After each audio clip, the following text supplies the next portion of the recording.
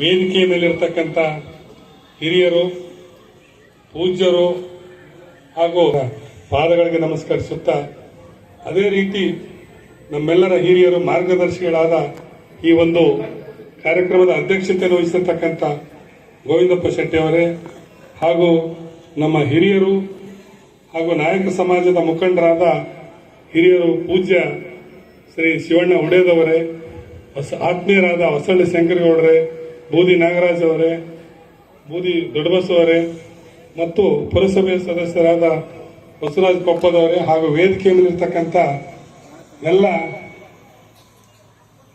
ಗಣ್ಯರೇ ಮತ್ತು ಈ ಒಂದು ನಾಟಕವನ್ನು ಪ್ರೋತ್ಸಾಹಿಸಲು ಬಂದಿರತಕ್ಕಂಥ ಎಲ್ಲ ಕಲಾ ಅಭಿಮಾನಿಗಳೇ, ಇವತ್ತು ನೀವೆಲ್ಲರೂ ನಾಟಕ ನೋಡೋದಕ್ಕೆ ಬಂದಿದ್ದೀರಿ. ಆದರೆ ಉದ್ಘಾಟನೆಯಾಗಿ ಒಂದು ಸಣ್ಣ ಕಾರ್ಯಕ್ರಮವನ್ನು ಏರ್ಪಡಿಸಿದ್ದು, ಈ ಕಾರ್ಯಕ್ರಮದ ಅತಿಥಿಯಾಗಿ ನನ್ನ ಮಾತನಾಡಲು ಅವಕಾಶ ನೀಡಿದ್ದಾರೆ. ಇವತ್ತು ಕಲೆ ಅಂತ, ಜೀವಂತ ಕಲೆ ಅಂತಕ್ಕಂಥದ್ದು ಏನಾದರೂ ಉಳ್ಕೊಂಡಿದ್ರೆ ಅದು ನಾಟಕ ರಂಗದಲ್ಲಿ ಉಳ್ಕೊಂಡಿದೆ. ಯಾಕಂದ್ರೆ ಸಿನಿಮಾದಲ್ಲಿ ಎಷ್ಟು ರೀಟೇಕ್ ಆಗ್ತಾವೋ, ಎಷ್ಟು ಸರಿ ವಾಪಸ್ ತಗೋತಾರೋ, ಎಷ್ಟು ಒಂದು ಸನ್ನಿವೇಶವನ್ನು ಆಕ್ಟ್ ಮಾಡಬೇಕಾದ್ರೆ ಏನ್ ತಗೊಂತಾರೋ ನಮಗೆ ಗೊತ್ತಾಗೋದಲ್ಲ.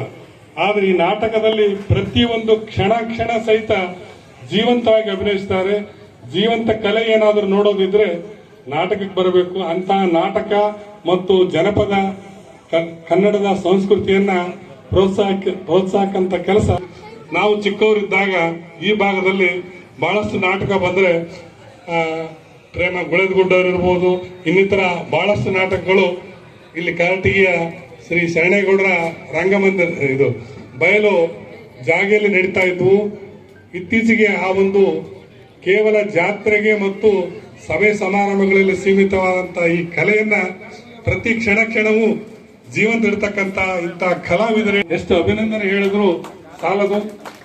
ಅಂತ ಕಲೆಯನ್ನ ಪ್ರೋತ್ಸಾಹಿಸಲು ನಮ್ಮ ಕಾರಟಗಿಗೆ ಬಂದಿರತಕ್ಕಂಥ ಎಲ್ಲ ಕಲಾವಿದರು ಅವರು ನಾಟಕ ಮುಗಿಯಲವರೆಗೂ ಈ ಭಾಗದ ಗ್ರಾಮೀಣ ಮತ್ತು ಸ್ಥಳೀಯ ಎಲ್ಲರೂ ಸಹಿತ ಕೊನೆವರೆಗೂ ಪ್ರೋತ್ಸಾಹ ಕೊಡೋದ್ರ ಜೊತೆಗೆ ನಾವು ನೀವೆಲ್ಲರೂ ಸಹಿತ ಅವರಿಗೆ ಜೊತೆಯಾಗಿ ನಿಲ್ಲೋಣ. ಅವರ ಕಲೆಯನ್ನ ಉಳಿಸ್ತಕ್ಕಂಥ ಅವರ ಒಂದು ಕಲಾ ಪ್ರೌಢಿಮೆಗೆ ನಾವೆಲ್ಲರೂ ಸಾಕ್ಷಿ ಆಗೋಣ ಅಂತ ಹೇಳ್ತಾ ಈ ಕಾರ್ಯಕ್ರಮದಲ್ಲಿ ಮಾತನಾಡಲು ಅವಕಾಶ ನೀಡಿದ ಎಲ್ಲರಿಗೂ ವಂದಿಸಿ ನಾನು 2 ಮಾತುಗಳನ್ನು ಮುಗಿಸ್ತೇನೆ.